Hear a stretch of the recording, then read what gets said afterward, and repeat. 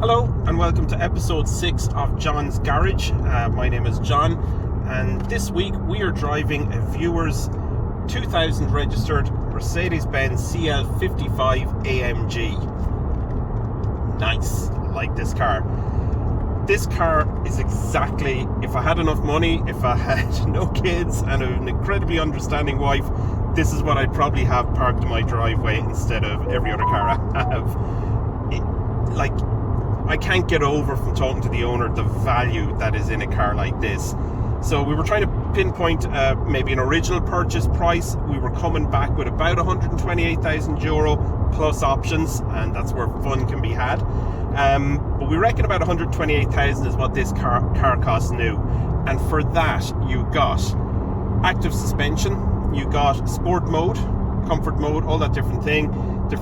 You got parking sensors, which back in the year 2000, you front and rear with built-in warning symbols, which obviously all very, very good. You have a pillarless coupe, and you have everything like that. It's a 5.4 litre V8 with 355 horsepower, and I think if I remember correctly from looking at the stats, about 590 foot-pound of torque. So you've plenty of power there, and I can feel it under my foot right now. There's a lot of go. But this car isn't about speed. So it's 0 to 100 kilometers time of 6 seconds. And that kind of tells us what we need to know. This car is more about wafting in lots and lots of comfort. So what are we looking at here? We're looking at a W215 Mercedes platform, either W or C. I've forgotten my codes. Sometimes that happens. Apologies for that. In other words, it's a shortened S-Class platform. It's shortened by 6 inches. So this car is more about comfort, it's more about luxury, it's more about just enjoying the journey and arriving perfectly able for whatever is going to come next. You're not tired, you're not worn out. This is about getting you there in luxury. You have heated and cooled seats, very nice Napa leather seats, complete electronic adjustment as well on the driver's door panel and the passenger side panel. You have lovely little built-in features, as I said already, like the reversing lights on the camera. You also have them in the rear on the roof. When you put it into reverse again, your passenger side mirror dips down, and it just adds to that well thought out car and well thought out feel and quality nature of the car. It also came with built-in mobile phone, as I've already shown you there, Nokia phone kit, and also a built-in TV, which sadly, because we've kind of gone to digital terrestrial television now, no longer works. But again, a beautiful, beautiful feature. It also would have come with satellite navigation built in, audio controls, and climate control, and a few other lovely, lovely features like that. And of course, it also has the lovely backlit Mercedes dials, which would have been kind of the rigor across the range around the year 2000. I don't know where to start with this car really in terms of, well, I love it, and I can see why the owner absolutely loves it. Like, when we say this is a bargain, I mean this is a proper bargain. As I've already said, we've got a 5.4 litre V8 up the front, 355 horsepower, 0 to 100 kilometer time 6 seconds. There's everything you'd want here. Supreme comfort. Now, when I say it's built for comfort, yes, it will handle, yes, it will do what you want, yes, it will do it in extreme comfort, but you're not going to get your kick that way. Your kick is from the fact that you could drive this all day and night, arrive at your destination, and get out feeling refreshed. That's what the kick of this car is, knowing that you're in the best car on the road. Now, this car, and I know some of you are saying it's a 5.4 litre, how on earth are you going to say this? This car right now is an absolute bargain.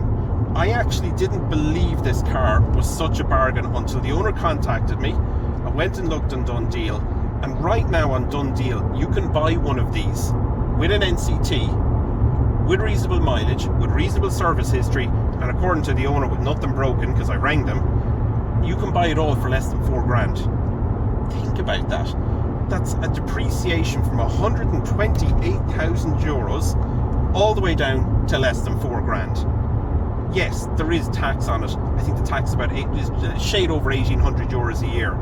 But most people won't use a car like this all year. You'll tax it maybe for the summer months, you'll tax it maybe for 6 months, and you'll enjoy it during the fine weather when you're taking your long holidays or taking long spins or drives or going wherever you want.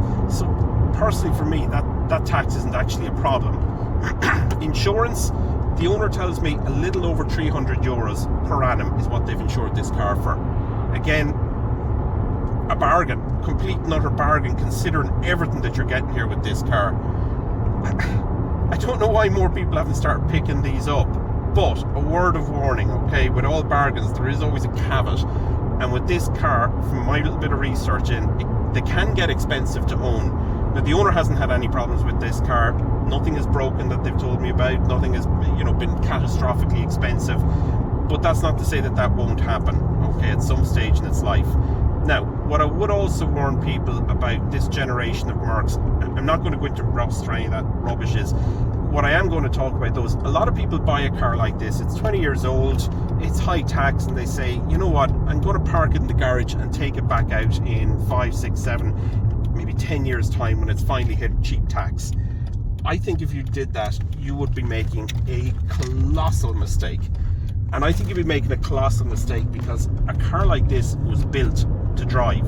It was built to be driven. Now, not driven hard, to be driven, and I'm probably accelerating a bit more than I expected to there.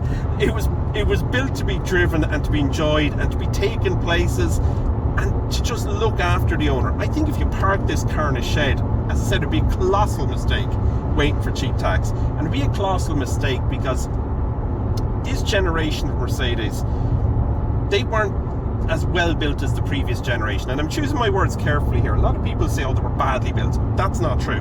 They weren't built as well as what came before. What has come since has been built better. Okay, they weren't a badly built car or anything like that. And especially these high-end ones, these were pretty well made and with pretty good materials. But if you park this in a shed and you expect in 10 years time to be able to go out, put in a battery, do a service, drive it out on the road, you are off your rocker. You will not be able to do that, I guarantee it. There's too many ECUs, there's too much complex wiring, there's too many different systems which, if you drive it, work perfect, but if you leave it parked up for ages, they ain't going to work.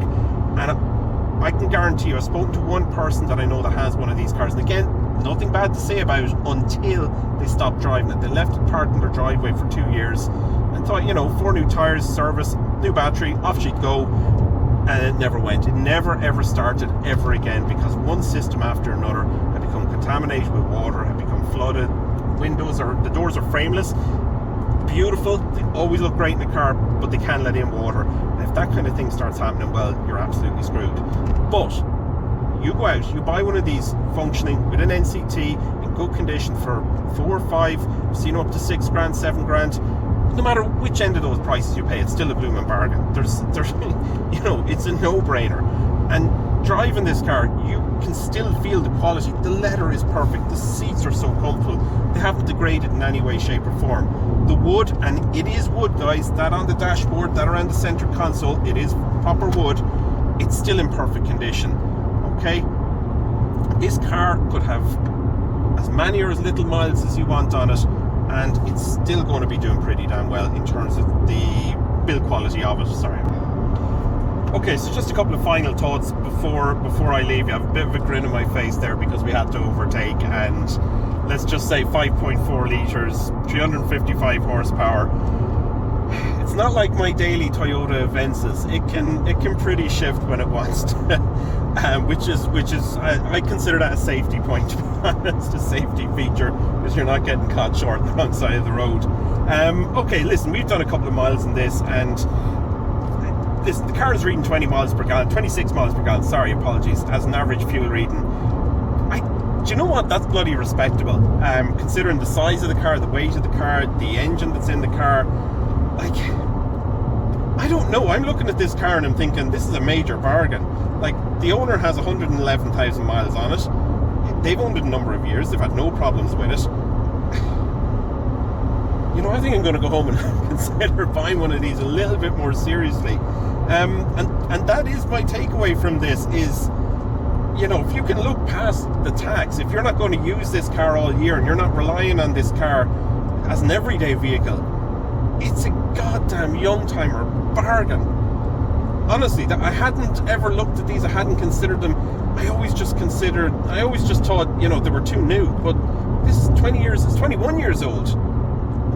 It's possible to put this on classic insurance, and I see no reason why you wouldn't. Especially, and I'll give you this, I did ring my insurance company out of interest today. I contacted my insurance company with my classic policy.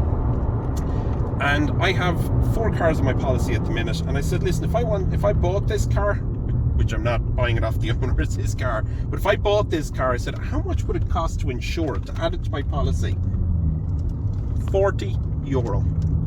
€40, I can have this car insured, fully comprehensive, on a classic policy for 12 months, including windscreen cover, for €40. Every way I look at this car, it's turning into a bargain. If you can get past the tax, that's it. That seems to be the only thing to get past. Yeah, there's a couple of little minor flaws, issues, that kind of thing. But I don't know a single classic car that I have either owned or own right now, and that I and my friends own, that doesn't have flaws on it. And to be honest, flaws mean one thing to me. They mean the car is driven, and they also mean the car can be driven. It's not a garage queen. So folks, if you're looking for a super car that's super cheap and makes super sense in my mind, that you would like to buy and own and drive every single day of the week and enjoy in extreme comfort, then this is the car for you. Mercedes Benz CL55 AMG, or even a CL55 or a CL500, it doesn't matter. It's a bloody bargain. It's a 5.4 litre bargain. Okay, so if you like the film, don't forget to like. If you wish to subscribe to see more content, please subscribe. And of course, the comments are always really appreciated. I think at this point I've come back to everybody's comment, so please don't forget to comment on the video. And the other thing I'd like to say to you is, our original intention was to shoot 5 videos and to reassess how things have gone after that. That is our 5th review there today. So again, in the comment section, if you'd like me to maybe invest in some good audio equipment, some better video equipment, or whatever, just put a comment down there. Let me know if you want me to make more content, or if you've had enough of John's garage and you just want me to park it back in the shed. I'll do that also. Just let me know what you think, and if you want me to continue on doing what I'm doing. Okay, thank you very much, folks.